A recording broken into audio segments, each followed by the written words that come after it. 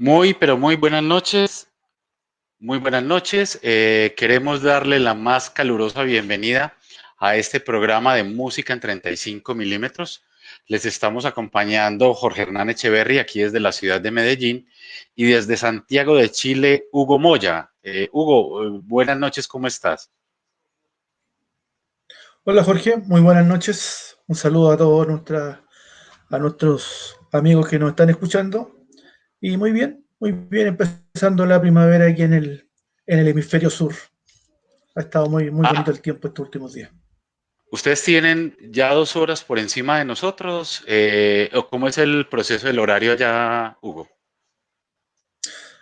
No, no es un tema climático ni estacional, es un tema político. Se acostumbra a adelantar en el verano o cuando empieza la primavera los relojes en una hora y después en mayo o abril se retrocede una hora. Un tema que se hace en varios países. Creo que partió hace como 50 años y eso tiene que ver con una crisis energética que hubo en algún momento y para tener luz hasta más tarde se hizo este cambio horario y quedó en forma indefinida y incluso ha habido años que no se cambió la hora, tuvimos todo el año horario de verano. Pero bueno, ese es otro tema que no es de, no es para comentar en este programa, digamos. Claro que sí. Eh, quiero, Es primero que más, todo, te Hugo, quiero comentar algo. dale. Dicen que nosotros en Chile, debiera estar en la misma zona horaria que Colombia y Perú. O sea, deberíamos tener la misma hora que ustedes. Pero increíblemente en este momento tenemos la zona horaria de Brasil y de Argentina. Entonces en verano tenemos luz hasta las 9:30 de la noche. Pero bueno, eso era un comentario al margen. No, no hay ningún problema. Antes de que arranquemos nuestro programa, queremos darle el agradecimiento a los sistemas de transmisión por cable que nos acompañan, Visión San Luis TV y Tele Boyacá, que hacen posible la retransmisión a través de sus canales y de su sistema, este programa de música en 35 milímetros. Hoy, como lo habíamos anunciado en nuestras redes sociales y todo, queremos hablar de una trilogía. Tal vez es una de las trilogías más importantes en el cine. Eh, por muchos y para muchos, no solamente nosotros, sino críticos y gente especializada, habla como El Padrino, tal vez una de las producciones más importantes en la historia cinematográfica. Y eso es algo de lo que uno tiene que decir. Entonces hoy lo que vamos a hacer es precisamente hablar de esa famosa trilogía del Padrino con los compositores Nino Rota y Carmín Coppola. Le recordamos a todas las personas que nos están viendo que inicialmente es una trilogía que arranca a principios de la década de los 70 por Francis Ford Coppola, y se reúne con Mario Puzo para comenzar a hablar y contar un poco sobre este tema. Entonces, pero lo que vamos a hacer hoy es comentar un poquitico acerca de las películas, de lo que se está haciendo, de lo que estamos desarrollando, y después empezaremos a hablar un poquito de la música.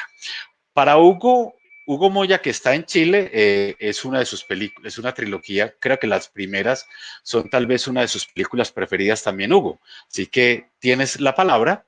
Bienvenido entonces nuevamente a esto para que comencemos a hablar de esta fantástica trilogía que escribieron Mario Puzo y Francis Ford Coppola.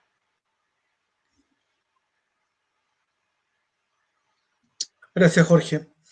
Bueno, pasados, para mí, El Padrino es mi mejor película de todos los tiempos. Y probablemente El Padrino 2 también sea tan o que la primera.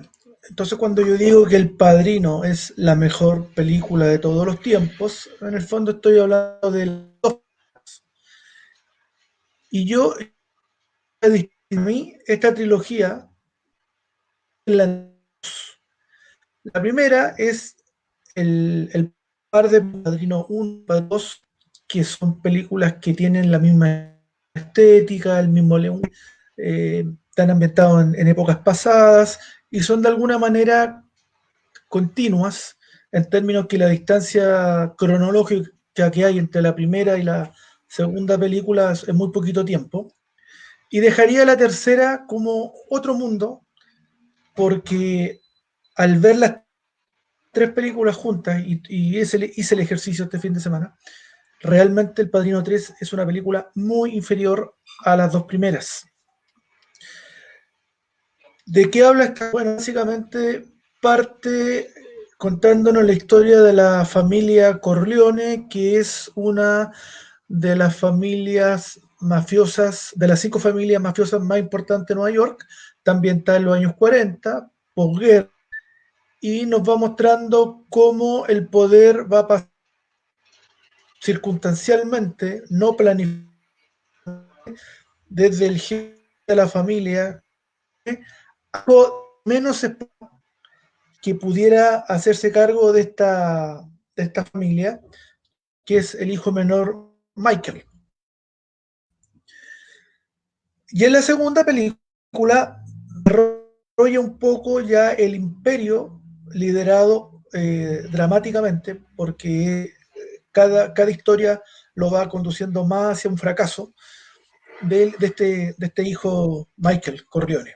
Pero además tiene una particularidad muy de Padrino 2, que también nos cuenta la historia, los orígenes de Vito Corleone. Entonces es una película que funciona en dos tiempos.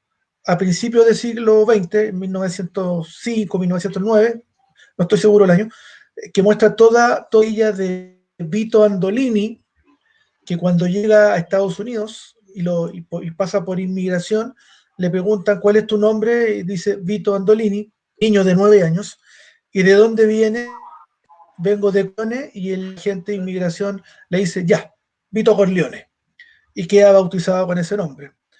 Después vemos cómo él se va desarrollando en su barrio, cómo se hace asocia con unos delincuentes del barrio y cómo él después va creciendo en poder y ese crecimiento culmina cuando él elimina al capo, al don del barrio, que era un mafioso italiano que se llamaba Don Banucci. Esa es la historia. La película habla de Michael Corleone ya viejo, no anciano, pero mayor, tratando de redimirse no solo con él, sino que con su familia, con sus hijos, pero nuevamente, a pesar de todos los intentos que hace de redimirse y de legitimizarse con sus negocios, finalmente la mafia no lo deja salir y lo vuelve a traer de vuelta. Empieza este ir y venir que tiene que ver con crímenes, con las intrigas, en fin. Eh, pero es una película significativamente inferior a las dos primeras. Listo, Eso hagamos sería como un de la un saga El gran Padrino. resumen. Listo, contémosle un poquitico a las personas que nos están viendo. Es la primera película, ganó 3 premios de la Academia Oscar como mejor película, mejor actor para Marlon Brando y mejor guión adaptado. La segunda, que para muchos es mejor, es una de las mejores también, como para Hugo, ganó, tuvo 11 candidaturas posibles, mientras que la segunda entrega ganó 6. Mejor película, mejor director para Coppola, mejor actor de reparto para Robert De Niro, mejor guion adaptado, mejor banda sonora y mejor dirección artística. De 11 nominaciones que tuvo. Y la tercera no tuvo la misma repercusión en el público, obtuvo 7 nominaciones, pero no consiguió ninguno. Y lo que nos ha, y una de las noticias frescas que hemos tenido por estos días es que Coppola con Paramount Pictures va a entregar la versión realmente que él quiere entregar. A veces los directores tienen cierto tipo de limitaciones para construir sus historias como lo quieren. Un ejemplo es lo que vamos a ver dentro de poco con Justin Lee, Liga de la Justicia, que la veremos por HBO y Cinemas, Brian Singer, Zack Snyder quiere hacer la versión real, no la que salió en televisión, es un tema de cuento. Entonces, lo que va a hacer Coppola, que la podemos ver ahorita en diciembre, él manifiesta que, que él quiere pulir mucho más su película, le quiere mejorar unos diálogos, mejorar un tema de sonido, ambiente, redondearla tal cual como quiera, porque él también sintió que era la película más débil de las 3. Pero detrás de cada película, lógicamente, hay un montón de cosas, entonces, y limitaciones y proyectos y aspectos como muy interesantes. E igualmente, si la gente tiene alguna inquietud relacionada con la trilogía del Padrino, pues bienvenidos, tenemos nuestro chat abierto para las personas que nos quieran preguntar algo sobre el particular. Esto nos indica algunas cosas importantes, Hugo, que es primero que todo la obra maestra de Francis Ford Coppola. Él trabajó muy de la mano con Mario Puzo.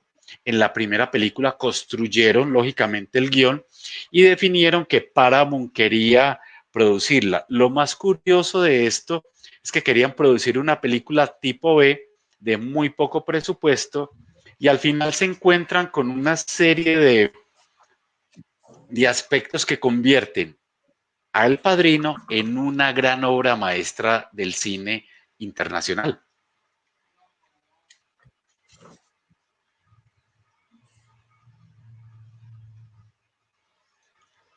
Mira, se da una particularidad que la quiero comentar antes de hablar de la película. Si tú revisas la historia de Esper con Tiburón, que fue su primera película importante, si tú revisas a George Lucas con Star Wars, que fue su primera película importante, y agregas a Francis Ford, que es como un trío generación de los años 70, los tres tuvieron el mismo problema.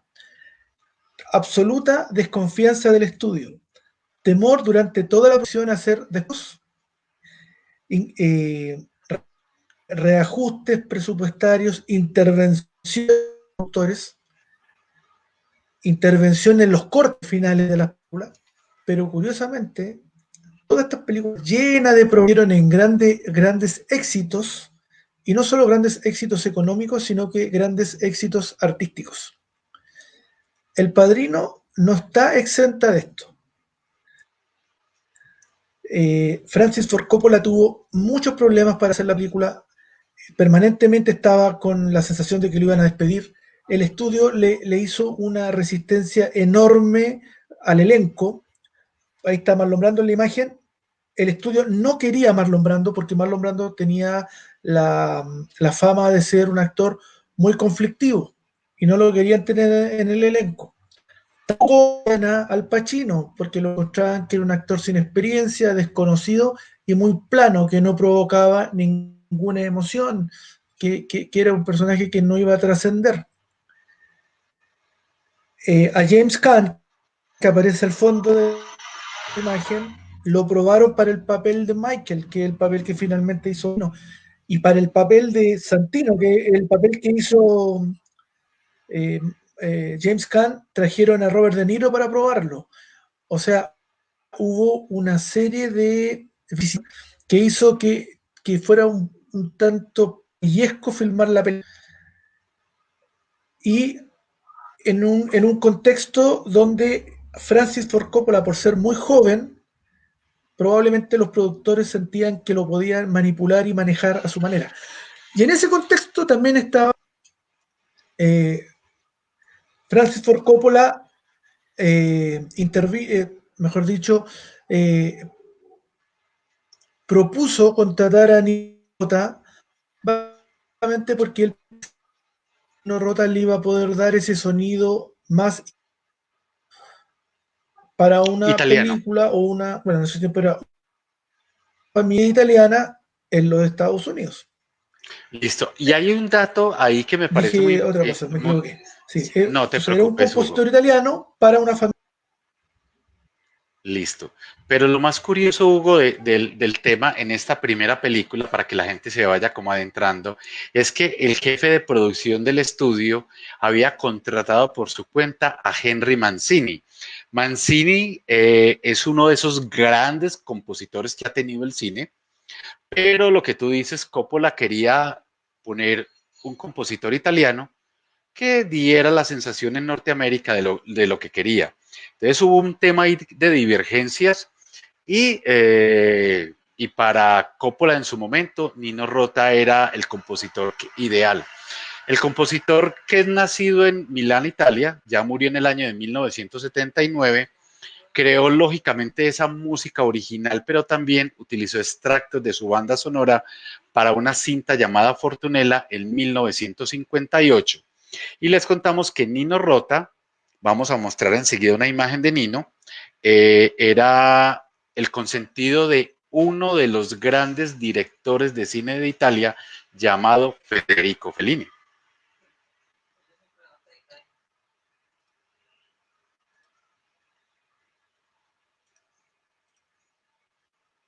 Aquí hay una imagen, quiero mostrarles, Hugo, hay una imagen donde está precisamente, esta hace parte del Padrino 2, donde, y aquí hay un tema que queremos ir como analizando de a poquito, y es para que le digamos, o sea, es la obra maestra de Coppola, pero recuerdas y le contamos a la gente para que se vaya ilustrando, es que dentro de todas las nominaciones que tuvo la primera película, Nino Rota estaba ahí, era prácticamente, iba a alcanzar el Oscar por la mejor banda sonora original o mejor música original de película.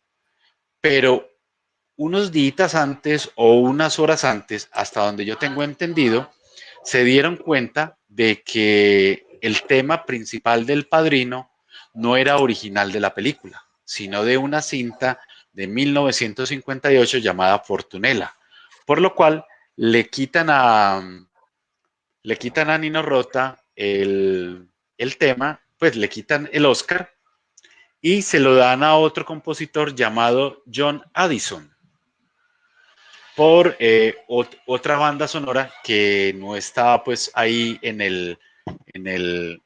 estaba entre la baraja de los opcionados y se lo dan a John Addison por otra banda sonora.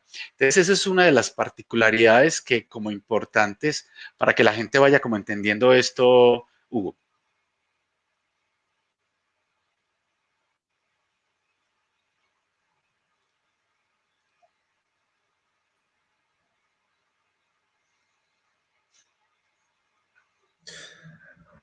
Yo tengo una información distinta a la tuya. Yo lo que Nino Rota no ganó el Oscar. Lo que Nino Rota perdió fue la nominación. O sea, el grupo que hacía los análisis de las bandas sonoras descubrió que efectivamente el tema de amor de El Padrino era exactamente el mismo tema que Rota había compuesto para la película Fortunella en el año 57 o 58, y por lo tanto no entró a la competencia. O sea, fue nominada, pero en el intertanto entre la nominación y la entrega de los premios fue sacada de la lista, y ahí entró John Addison, que casualmente ganó el Oscar. Pues. Pero tengo entendido que ganó el Oscar, o sea, no le quitaron el Oscar, sino que le quitaron la nominación. Ah, bueno, eso puede dar, Otro tema pues bien dentro, importante, sí, esto es un dato bien, bien simpático. En total son casi 9 horas de película, y si tú escuchas la música con suerte alcanza a 2 horas. Las tres películas son muy,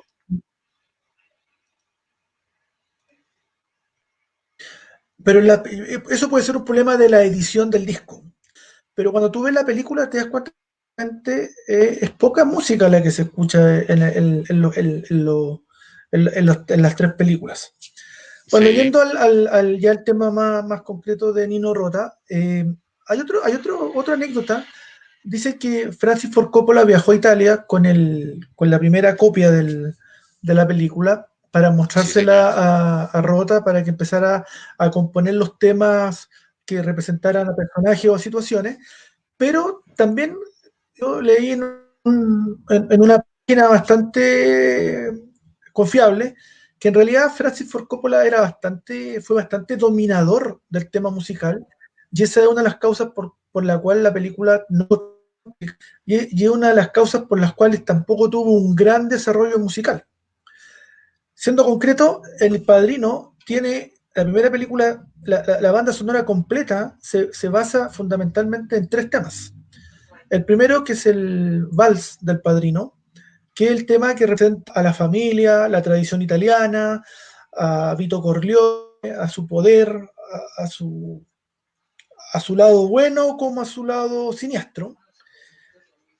Después tenemos el tema de amor, que es el tema que se utiliza cuando Michael conoce a una mujer que se llama Polona y con ella se casa, y después esta mujer termina muerta. Ese es el tema de amor, y ese es del tema que hablamos hace un ratito, que era el tema de Fortuna. Hace un rato antes de empezar el programa, tuve la ocasión de escuchar esa música, con fe absoluta de que el tema de amor del Padrino es idéntico el tema, a uno de los temas principales de Fortunella. Y hay un tercer tema que en la primera película no suena tanto, que es el tema de Michael Corleone, que en la banda sonora se Padrino. llama The New Godfather, o el... Ese tema es el tema que te va a cruzar las tres películas después. Si bien en la primera es bastante menor su influencia, en la siguiente empieza a tener una influencia más significativa, básicamente porque en la siguiente película el personaje de Al Pacino, Michael. Entonces, yo diría que eso es. Y además, Francis Ford Coppola trajo a su padre, Carmine Coppola, para que le compusiera música tradicional, o lo que se conoce técnicamente como música, que es la música que se escucha en el matrimonio, es la música ambiental, no es necesariamente música incidental, sino que es música que se ejecuta dentro de una Adicional. escena. Y básicamente toda la música italiana, las canciones, las fiestas, que son las canciones que se escuchan en las fiestas de la familia, en las tres películas, todas esas canciones, toda esa música la compuso Carmín Coppola. ¿Qué se Después, puede decir, Hugo, si adicionalmente, no? después de la segunda película, Sí, que yo inexplicable, la música de Nino Rota, ¿ya? así es. Eso que tú acabas de decir de la música adicional, hay un término que Entonces, los técnicos lo manejan. Nino Rota Hay un agrega término dos que temas. es, dale, sí te escucho. Hay un término que se llama Eso se música llama extradiegética y música fuente. diegética. Sí, exacto. Ah, bueno. Es el otro término que Entonces, en El conocemos Padrino aquí. 2 tenemos, sí, en El Padrino 2 tenemos dos nuevos temas, que es el tema del inmigrante, que es la música que acompaña todo el periodo de Vito Corleone cuando llega a los Estados Unidos y todo hasta su edad adulta, que es la parte que el protagonista es Robert De Niro como Vito Corleone. Y se agrega un tema nuevo que es el tema de la esposa de Michael Corleone, que es el tema de Kay. Y entonces, en El Padrino 2, ¿qué hace Nino Rota? Inteligentemente y brillantemente. Es capaz de mezclar, perdón, de mezclar los temas que compuso en la primera película con los temas que compuso para la segunda película y los va cruzando en iguales pistas. Hay una escena memorable en El Padrino 2 que es la escena de la muerte de la madre, y que al mismo tiempo es la escena en que supuestamente Michael Corleone perdona a su hermano Fredo, y en el fondo no lo está perdonando, sino que lo está condenando a muerte porque pasa, está mirando a los asesinos indicándole que ya lo pueden matar, porque ya había muerto la madre, entonces ya no le iba a provocar la gran pena de haberle matado a un hijo. Ahora ya no estaba ese problema. Y en esa escena, yo en la tarde escuchaba, Nino Rota mezcla el tema de Michael Corleone, mezcla el tema de los inmigrantes, mezcla el tema del vals del padrino, y también le mete algún otro condimento, parece que hay otro recuerdo, pero hace una composición tan perfecta, donde resume, creo que el tema que mejor resume el música que Rota compuso para toda la saga. ¿Mm? En esta película también hay mucha música, ¿cómo dices tú que se llama? Diegética, No me recuerdo el término. extradiegética. Eh, Pero es que son términos que de pronto diegética, para que la la gente compuso es extra, difícil esa, como de entenderla. O que sea, que es la que compuso Carmín. O sea, toda la música incidental, cuando uno habla de diegética y extradiegética, es decir, la diegética es la composición, la música compuesta para la película, básicamente, y la extradiegética a veces es esa música incidental o cuando tú escuchas el sonido del radio, ese tipo de cosas que de alguna manera que hacen parte del sonido propio de la película.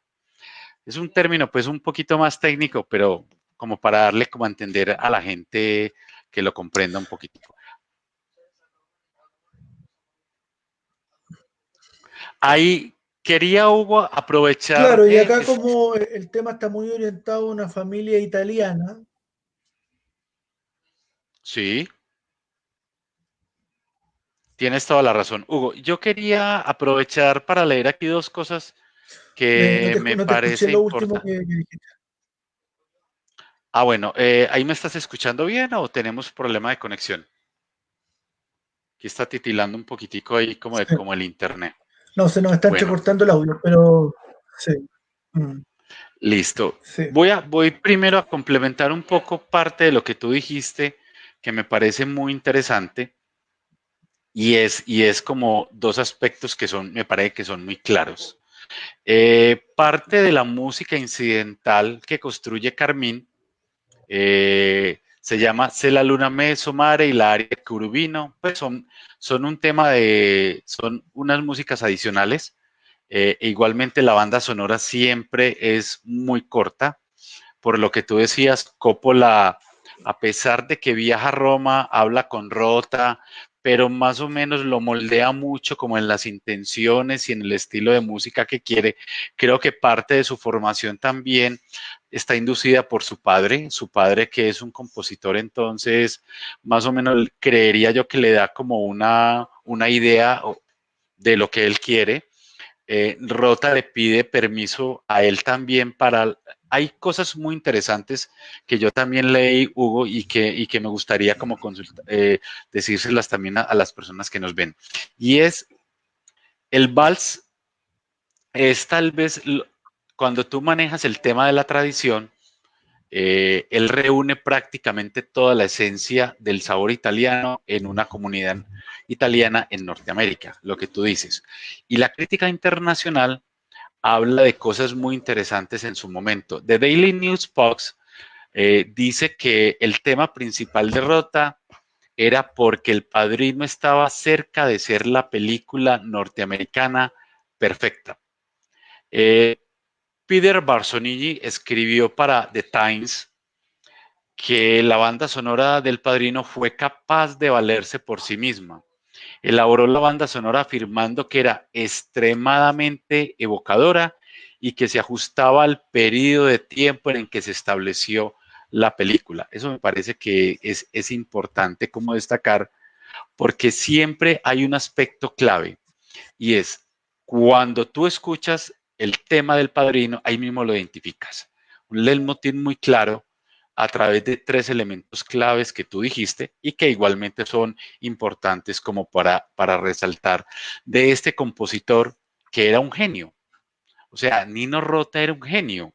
Él nació en el año de 1911, muere en 1979, pero era un genio de la música porque desde los 8 años ya empezó a componer música. A los 12 ya escribía oratorios y se había consagrado como un auténtico niño prodigio en el tema musical.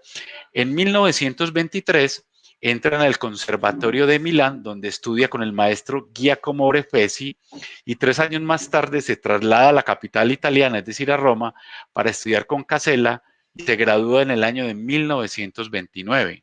Sigue los consejos de Toscanini y se traslada a Filadelfia para mejorar su trabajo musical. Allí estudia con Fritz Reiner, establece una amistad con Aaron Copland y esa amistad con Aaron Copland empieza a descubrir un elemento que es muy importante para él, que es la canción popular norteamericana, el cine y la música de Gershwin, que influirían lógicamente notable en la composición y el trabajo de él que él hace. A los 20 años, Hugo, él se regresa a Italia, llama la atención del público y la crítica por la gran cantidad de música que hace de cámara, de obras orquestales. O sea, este señor era un genio para componer música. Y, y ya después llega Fellini, arranca con Fellini, y creo que a él hay que darle como todos los reconocimientos, Hugo. Es un muy buen compositor. Él arranca lo que tú dices en 1972, construye, o perdón, crea la música, a excepción de Fortunella, que la adapta, pues la adapta, pero con el permiso, lógicamente, de Coppola. Hace la segunda también, pero para la tercera no alcanza. Recuerdas que él fallece en el 79 y ya Carmín, el padre de Francis, comienza y elabora prácticamente ya el proceso de esa producción musical del Padrino 3.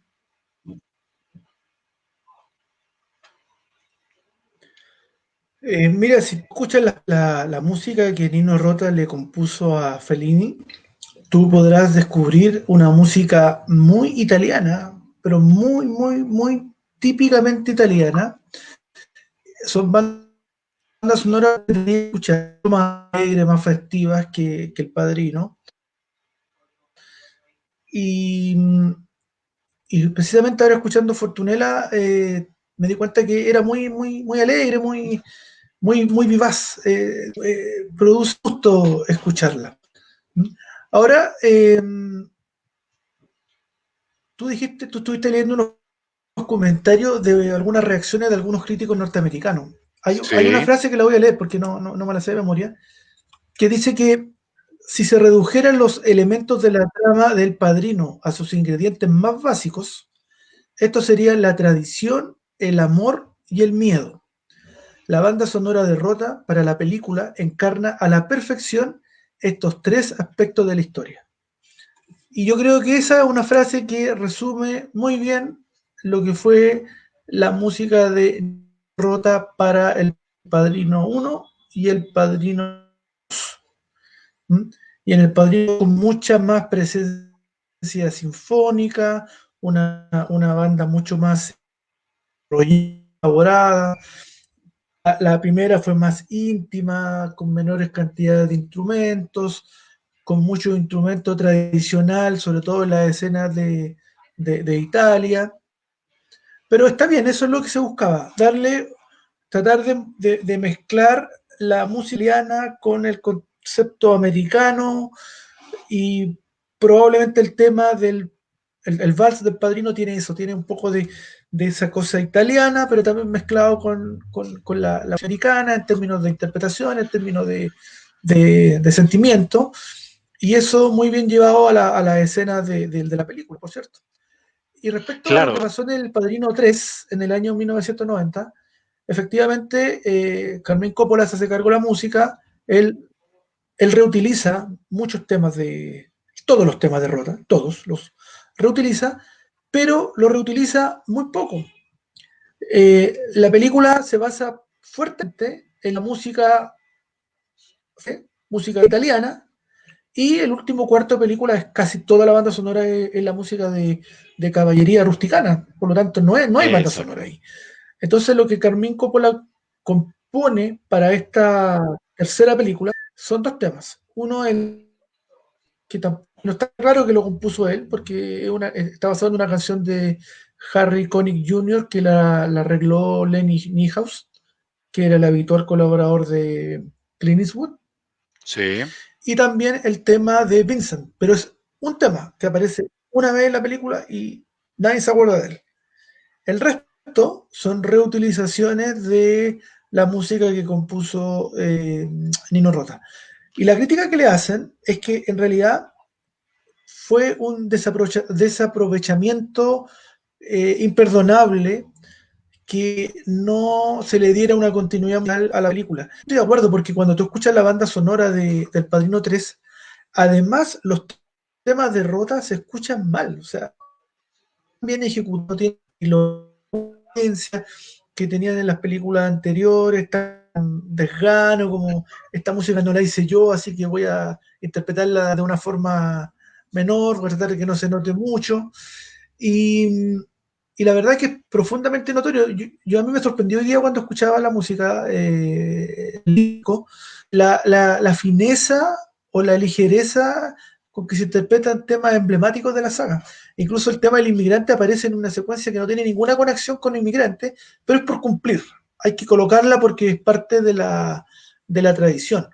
Yo creo que Carmín Coppola no fue un gran aporte en El Padrino 3. Y bueno, en El Padrino 2, tengo entendido que él dirigió él dirigió la ejecución musical de la banda.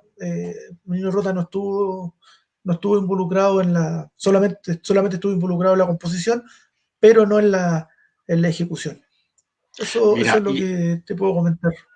claro, no, y tienes toda la razón, Hugo. Es que yo creo que aquí nosotros dos en esta estamos muy de acuerdo como en muchos de las apreciaciones que hemos dado.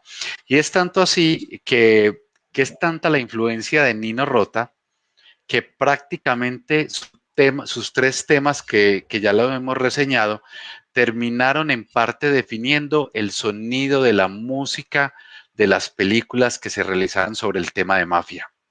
O sea, al igual que los mismos personajes de la película, influenciaron lógicamente en ese tipo de producciones del mismo género y de las mismas personas que hicieron parte de esas producciones.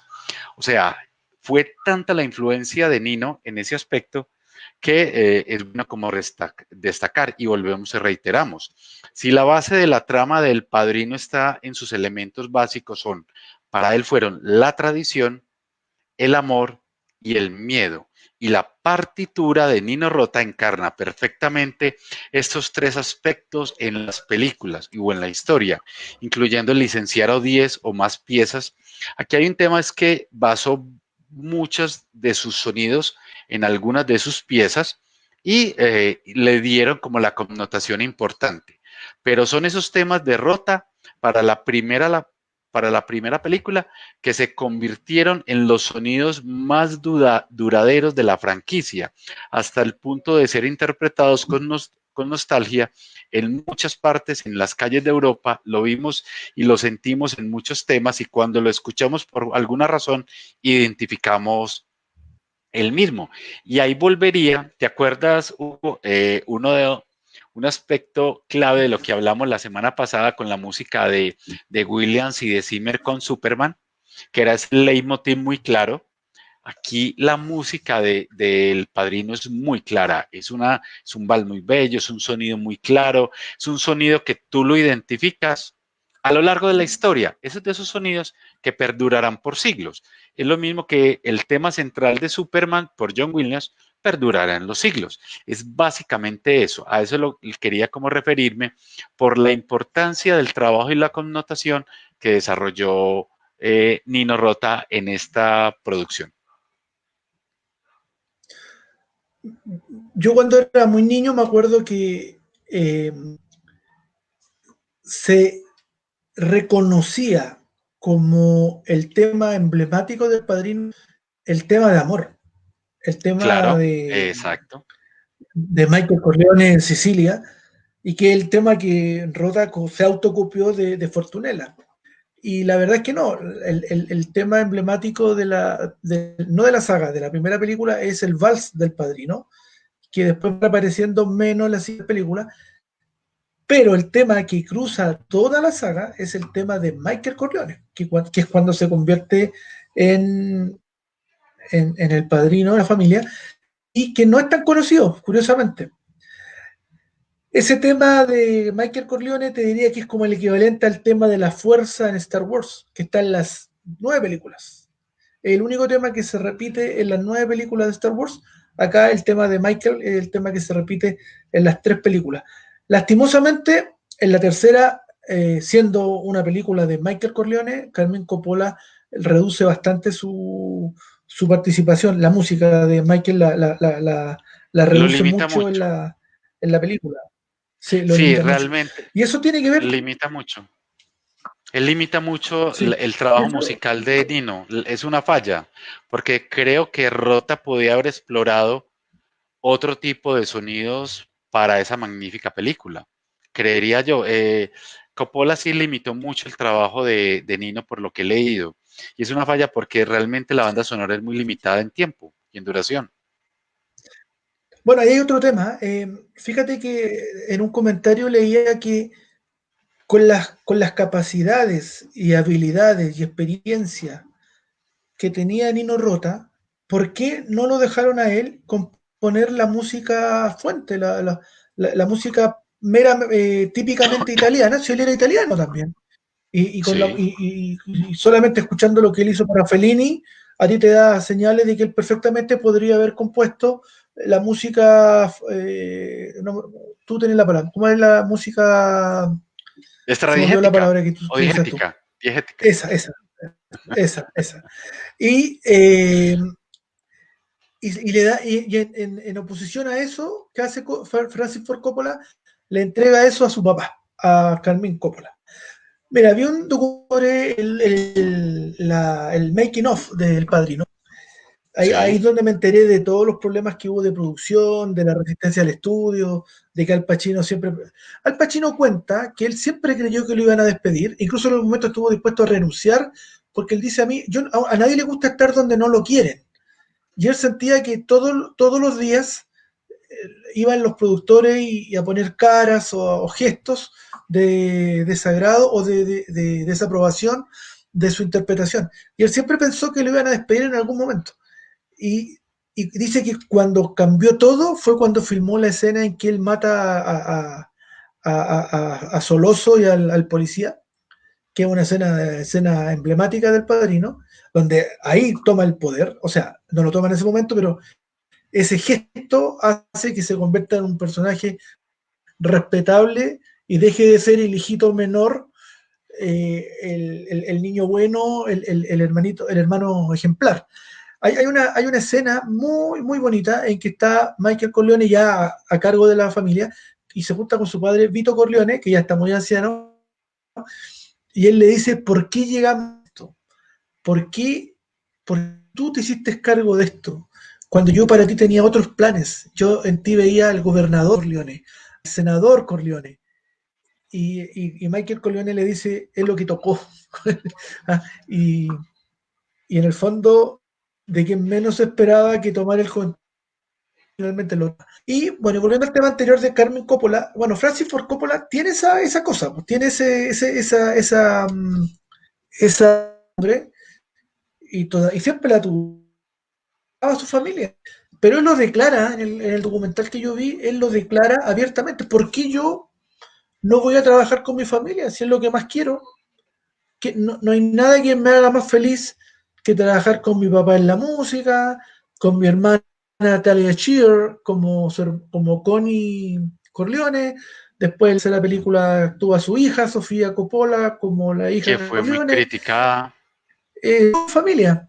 Y eso también le juega en contra, justamente porque a Sofía Coppola, y créeme que yo vi la película ayer o anteayer, y la verdad que su actuación es bastante deficiente.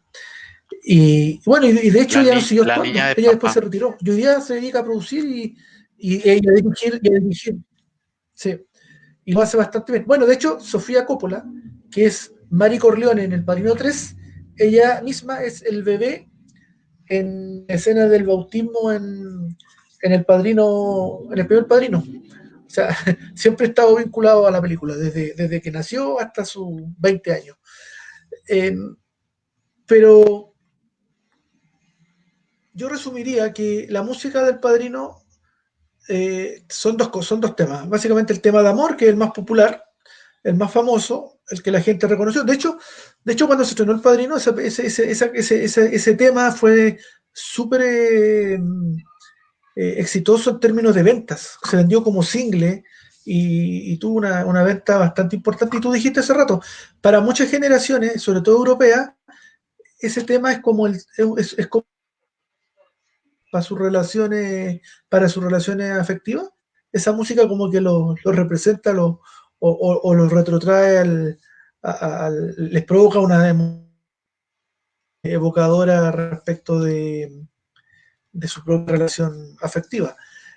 Sin embargo, insisto, el tema más importante de la saga no es tan conocido que el tema de Michael y el tema del vals del padrino para personas más involucradas, que tenemos más por la música del cine, lo podemos identificar con mayor facilidad. Pero insisto, si tú pones la música del vals del padrino, no creo que tanta gente lo va a relacionar con el padrino. Pero si tú pones la canción de amor del padrino, todo el mundo va a saber que es el padrino. Esa vendría siendo como el Indiana Jones, como el su tema de Superman, como el de Darth Vader, o el de James Bond en otra saga, o el de Jack Sparrow para ser más amplio en la saga de los Piratas del Caribe. Y ese es el valor que queda al final, que deja en términos musicales, por lo menos, eh, esos temas que quedaron para la posteridad y que hasta el día de hoy se escuchan y se escuchan bastante bien y la gente lo aprecia y los admira. Cosa completamente distinta son las películas, que obviamente tanto la primera como la segunda están dentro de las 10 mejores películas de la historia, las dos. Algunos pondrán al Padrino 1 en primer lugar, otros lo pondrán en el segundo, en tercero, y algunos incluso colocan el Padrino 2 más arriba que el Padrino 1. Yo francamente creo que el lenguaje de esa película, la estética, fíjate, la película está filmada con un color medio sepia, no está ese color intenso, sino que está como atenuado por el sepia.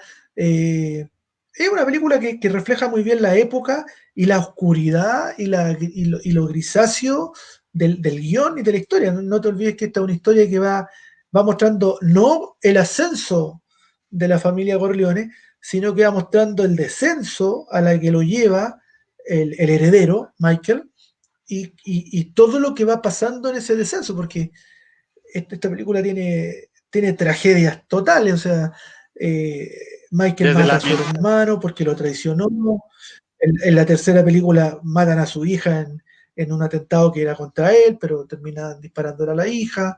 Eh, en la tercera película se involucran temas del Vaticano, terminan un cardenal muerto, el Papa muerto, más tragedias que esa, difícil encontrar en una saga, pero la gracia es que están hechas en forma tan artística.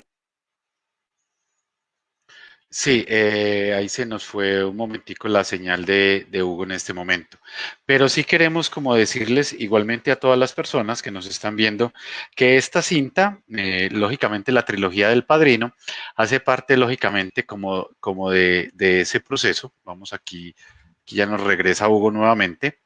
Hugo, Aquí listo, estoy, aquí aquí estoy. estamos nueva. No, no te preocupes No que quería terminar, eso, mira, eso nos pasa. lo último nomás, lo último. Dale, No, lo que quería decir es que siendo películas tan violentas, con escenas tan eh, marcada. explícitas de violencia, de sangre, de asesinatos bastante groseros. ¿Ah? A pesar de eso, la película no pasa por ser una película de acción o una película de grande emoción, porque en realidad es una tragedia. Es una tragedia griega. Es como todas las películas de gángster. Si tú te fijas, si tú revisas la saga, es lo mismo que pasa en Cara Cortada y en otras películas de gángster. Parte con el ascenso de Vito Corleone hasta que se convierte el Don y después empieza el descenso y hasta el intento de redención, que en general nunca llega, pero eso es como si tú revisas otras películas de gángster, son lo mismo. Muestran cómo ascienden y después cómo caen. Solo ¿Sabes que aquí es más larga qué la haría historia. yo como para Eso es lo que... resumir también lo que estás diciendo, Hugo, para resumir un poquitico? El Padrino fue el molde de la mayoría de las películas de gángster de la época del 70 para acá. O sea, cuando tú empiezas a ver las películas antes de Gaster tenían un formato distinto. Es muy parecido al tema de ciencia ficción. Entonces, Star Wars, en su modelo de la Guerra de las Galaxias, sirvió como modelo para muchas películas del género de ciencia ficción a finales, desde 1977 hacia adelante, generaron ese tipo de cosas. Ejemplo, James Bond y sus películas generaron un género muy importante que se llama la euroespía. Lo que hablamos hace unos programas, el western italiano de Ennio y de Sergio, lo que hicieron fue moldear un montón de películas. Entonces, Scarface, Goodfellas, la de Scorsese, esas películas de Scorsese tienen de alguna manera una especie de componente relacionado con este tipo de películas. No sé si estás de acuerdo con esa apreciación. Sí, yo creo que hay momentos de la historia que te cambian un lenguaje. Yo cuando tú hablabas de cómo eran las películas de gángster antiguas, estoy pensando en las películas de Edward J. Robinson, en las películas de Humphrey Bogart, donde todo era muy formal, donde todo era muy Era, elegante, Era un donde todo cine era muy negro, acuérdate que ese pulcro. fue el famoso film noir. Y ese es un Tal tema cual. que a mí me gustaría mucho, algún momento más adelante, trabajarlo, y es la música esa música del famoso cine negro. Hay una música muy hermosa, hay compositores muy grandes, porque eso fue un género importante que hoy todavía se ve. Hay géneros que todavía siguen vigentes y ese es uno, pero venga, cerremos, vamos redondeando ya el tema, Hugo. Ya a las 8 estaríamos como terminando el programa, pero creo que El Padrino sí fue el molde para las películas que vinieron del 70 hacia adelante. Estaba pensando, me pensaba en la tarde, ¿qué hubiera pasado si es que le hubieran ofrecido a Morricone la música del Padrino? Yo creo que lo pensaron, ¿ah? Probablemente en ese tiempo Morricone estaba muy identificado con el western italiano y por eso no lo quisieron meter, pero yo creo que habría sido una interesante opción. Pero bueno, eso es fantasía, eso está en la imaginación. Eh, Yo creo que eso es, o sea, cambió el lenguaje, cambió la estética, cambió el estilo de hacer música y eso continuó después en las décadas siguientes o en los años siguientes. Y bueno, y eso ha pasado en todos los géneros, ¿ah? Porque si tú miras las películas de terror antiguas y las comparas con las películas de terror de hoy, son lenguajes completamente distintos y sensaciones completamente diferentes. ¿Mm? Claro, Hugo, quiero, Ford quiero Coppola hizo una de resaltar, Drácula, entre comillas. Sí, quiero resaltar un comentario que nos hace una persona que nos ha escrito, Luisa Fernanda Martínez, a quien conocemos por los grupos de James Bond y ese tipo de cosas. Dice, Michael Corleone tuvo que pagar por sus pecados. Personalmente creo que la trilogía del Padrino muestra la sorprendente transformación de un chico que no quería tener nada que ver con la mafia, a un jefe mafioso obsesionado con el poder que llevó a su familia criminal a lo más alto, pero en el proceso perdió su familia, su verdadera familia. Cuando Michael quiso redimir sus pecados, pagó el precio más alto, la vida de su hija. Exactamente. Así es. Por eso hablan delante de ascenso y caída. Exacto, yo Que creo es que la eso nos típica. queda. Listo, yo Exactamente. creo que podríamos resumir con dos aspectos claves ahí. Nino Rota, un genial compositor, hizo un gran trabajo en su composición musical para El Padrino, tanto que marcó una época. Creo que eso podría ser una gran conclusión de su trabajo, no tanto el de Carmín, sino el de Nino Rota, que creo que fue sensacional. Y segundo, Hugo, esto es una trilogía impresionante, es de lo mejor que hemos visto en el cine todavía. Sí. Podría haber tenido un desarrollo musical mejor, pero bueno, ahí influía mucho la mano del director Francis Ford Coppola. Y quiero decir algo, ¿eh? Yo creo que la música de Nino Rota para El Padrino no es su mejor música. Yo creo que su mejor música es antes con Fellini. Es una opinión Sí, personal. claro, pero la más conocida es la del Padrino. Y para la gente, uno de los datos que me encontré aquí, como lo estoy recordando, Hugo, es que sí iba a ser el Padrino 4. Recuerdas que ya había un guión preliminar ya Sí, listo del guión para el Padrino 4, pero Mario Puzo fallece y no se pudo realizar y Coppola lo dejó ahí. Pero sí, venía una cuarta película del Padrino. sí, pero estuvo bien. Mejor que no haya habido. Creo que sí iba a basar en la vida de Santino.